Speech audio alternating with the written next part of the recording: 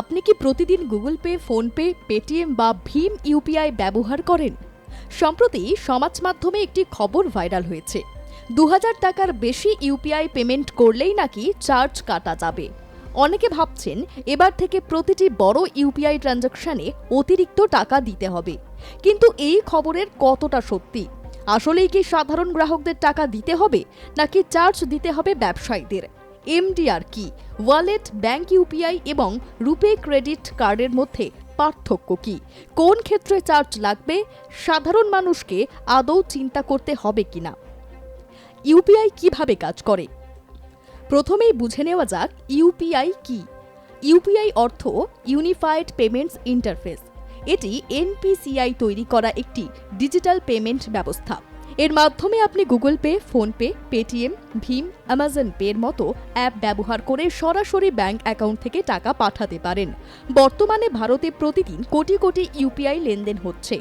চা দোকান থেকে শুরু করে বড় শপিং মল, সব জায়গাতেই এখন কিউআর কোড স্ক্যান করে পেমেন্ট করা হচ্ছে। তাহলে নতুন বিতর্ক কেন? সম্প্রতি একটি বিষয় নিয়ে আলোচনা শুরু হয়েছে। সরকার এবং বিভিন্ন শিল্প সংগঠনের মধ্যে আলোচনা চলছে বড় ব্যবসায়ীদের ক্ষেত্রে আবার মার্চেন্ট ডিসকাউন্ট রেট বা এমডিআর চালু করা যায় কিনা, বিশেষ করে ২০০০ টাকার বেশি ইউপিআই পেমেন্টের ক্ষেত্রে। তবে এখানে সবচেয়ে গুরুত্বপূর্ণ বিষয় হলো এটি এখনও সকল সাধারণ ইউপিআই গ্রাহকদের ওপর চার্জ হিসেবে প্রযোজ্য নয়। আলোচনাটি মূলত ব্যবসায়ীদের জন্য। এমডিআর আসলে কি?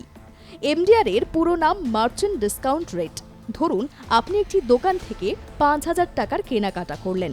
আপনি কিউআর কোড স্ক্যান করে টাকা দিলেন। আপনার অ্যাকাউন্ট থেকে পুরো ৫,০০০ টাকা কেটে গেল। কিন্তু যদি এমডিআর প্রযোজ্য হয় তাহলে দোকানদারের অ্যাকাউন্টে হয়তো ৪,৯৭৫ বা ৪,৯৮০ টাকা জমা হবে। বাকি অংশ পরিষেবা বাবদ কেটে নেওয়া হবে। অর্থাৎ এই চার্জ গ্রাহক নন, ব্যবসায়ী দেবেন। সাধারণ ইউপিআই ব্যবহারকারীদের কি হবে? এখন আসা যাক সবচেয়ে গুরুত্বপূর্ণ প্রশ্নে। আপনি যদি ব্যাংক অ্যাকাউন্ট থেকে গুগল পে, ফোনপে, ভীম অথবা অন্য কোনো ইউপিআই অ্যাপ দিয়ে টাকা পাঠান, তাহলে কি চার্জ লাগবে? উত্তরটা হচ্ছে না। বর্তমান নিয়ম অনুযায়ী ব্যাংক থেকে ব্যাংকে ইউপিআই ট্রানজাকশন সম্পূর্ণ বিনামূল্যে। টাকার পরিমাণ ৫০০ হোক, ৫,০০০ হোক, ৫০,০০০ হোক, ব্যক্তিগত ইউপিআই লেনদেনে কোনো চার্জ নেই। ওয়ালেট দিয়ে পেমেন্ট করলে কি হবে? এবার ওয়ালেটের কথা বলি। অনেকেই Paytm wallet, PhonePe wallet, Amazon pay wallet ব্যবহার করেন। এখানে নিয়ম একটু আলাদা। যদি ওয়ালেট ব্যবহার করে ২০০০ টাকার বেশি কোনো ব্যবসায়ীকে পেমেন্ট করা হয়, তাহলে ০.৫% থেকে ১.১% পর্যন্ত ইন্টারচেঞ্জ ফি প্রযোজ্য হতে পারে। তবে এখানেও এই টাকা গ্রাহকের কাছ থেকে নেওয়া হয় না। এই চার্জ দেয় মার্চেন্ট বা ব্যবসায়ী। রুপে ক্রেডিট কার্ড দিয়ে ইউপিআই করলে কি হবে? এখন অনেকেই রুপে ক্রেডিট কার্ড ইউপিআই এর সঙ্গে লিঙ্ক করছেন। এক্ষেত্রে ২০০০ টাকা পর্যন্ত গ্রাহকের জন্য কোনো অতিরিক্ত চার্জ নেই। তবে ২০০০-এর বেশি ব্যবসায়িক লেনদেনে মার্চেন্ট ডিসকাউন্ট রেট প্রযোজ্য হতে পারে। আবারও বলি, এই এমডিআর এর বোঝা সাধারণত ব্যবসায়ীর ওপরেই পড়ে। জিএসটি লাগবে? অনেকে ভাবছেন ইউপিআইতে কি জিএসটি বসবে? উত্তর, সাধারণ ইউপিআই ট্রানজাকশনে কোনো জিএসটি নেই। আপনি যে টাকা পাঠাচ্ছেন তার ওপর জিএসটি লাগে না। তবে যদি কোনো পেমেন্ট এগ্রিগেটর বিশেষ করে সার্ভিস ফি বা কনভেনিয়েন্স ফি নেয়, তাহলে সেই পরিষেবা ফি এর ওপর ১৮% জিএসটি প্রযোজ্য হতে পারে। এটি মূল ট্রানজাকশনের ওপর নয়। কেন এমডিআর নিয়ে আলোচনা হচ্ছে? প্রশ্ন হলো, সরকার এই এমডিআর ফের আনার কথা ভাবছে কেন? কারণ ইউপিআই ব্যবস্থা রক্ষণাবেক্ষণে ব্যাংক, পেমেন্ট কোম্পানি, ফিনটেক সংস্থা এবং প্রযুক্তি পরিষেবা প্রদানকারীদের বড় অঙ্কের খরচ হয়। বর্তমানে অধিকাংশ ইউপিআই লেনদেনে এমডিআর শূন্য। ফলে অনেক সংস্থা মনে করছে বিশেষ করে বড় ব্যবসায়ীদের ক্ষেত্রে সামান্য এমডিআর থাকলে ডিজিটাল পেমেন্ট ব্যবস্থাকে আরও টেকসই করা সম্ভব। তবে এই বিষয়ে এখনও চূড়ান্ত সিদ্ধান্ত ঘোষণা হয়নি।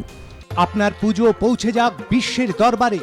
প্রতি বছরের মতো এবারও আর+ নিউজ নিয়ে এলো শারদাঞ্জলির সেরা সম্মান ২০২৬। অংশ নিতে সকাল ১০টা থেকে সন্ধে ৬টার মধ্যে সরাসরি যোগাযোগ করুন আমাদের অফিসে অথবা কল করুন 9836323248 এই নম্বরে। শারদাঞ্জলি শুধুমাত্র আর+ নিউজে। সাধারণ মানুষের কি করা উচিত? আপনি যদি ব্যাংক অ্যাকাউন্ট থেকে ইউপিআই ব্যবহার করেন তাহলে আপাতত চিন্তার কোনো কারণ নেই। মনে রাখবেন, ব্যক্তি থেকে ব্যক্তি UPI transaction free. Bank account থেকে ব্যবসায়ীকে ইউপিআই পেমেন্টেও বর্তমান ফ্রি। ওয়ালেটের ক্ষেত্রে ইন্টারচেঞ্জ ফি ব্যবসায়ী দেন। 2000-এর বেশি লেনদেন মানে গ্রাহকের চার্জ, এই ধারণা ভুল। কোনো ভাইরাল মেসেজ বিশ্বাস করার আগে সরকারি বা ব্যাংকের বিজ্ঞপ্তি দেখে নিন। কি রে, তোর বেশ র্যাশ হয়েছে দেখছি। হ্যাঁ রে, কি করবো বলতো, র্যাশগুলো কিছুতেই কমছে না। অনেক কিছু ইউজ করলাম তবুও কমছে না। আমার মনে হয় তোকে কোনো একজন ভালো ডার্মাটোলজিস্টের কাছে দেখানো উচিত। তুই ঠিক বলেছিস, কিন্তু কোনো ভালো ডার্মাটোলজিস্ট থাকলে একটু সাজেস্ট কর না প্লিজ। এই তোর তো একবার র্যাশ হয়েছিল না? তুই কোথায় দেখিয়েছিলিস?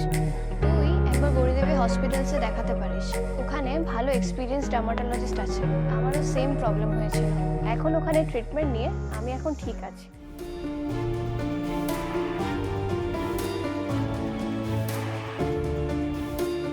গৌরী দেবী হসপিটাল, রাজবাঁধ, দুর্গাপুর। যোগাযোগ 8001003333, 8001113333।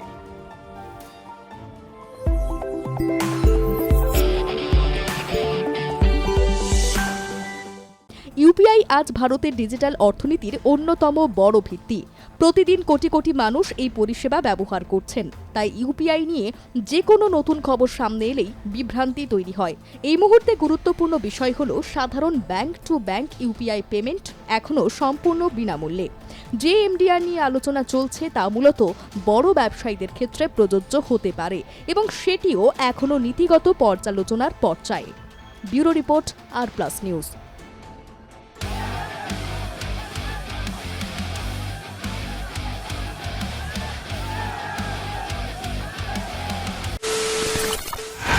খবরের নামে প্রতিদিন সন্ধে আপনার ড্রয়িং রুমে কি শুধুই চিৎকার চেঁচামেচি ধেয়ে আসে?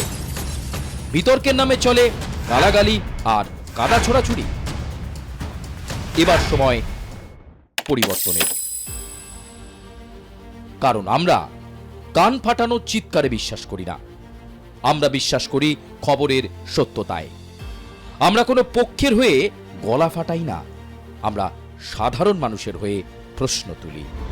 চিৎকার নয়, শুধু খবর হবে যেখানে বিতর্ক আছে কিন্তু কুৎসিত ঝগড়া নেই। সঠিক তথ্য, বিশ্বস্ত খবর। নজর রাখুন আর+ নিউজে।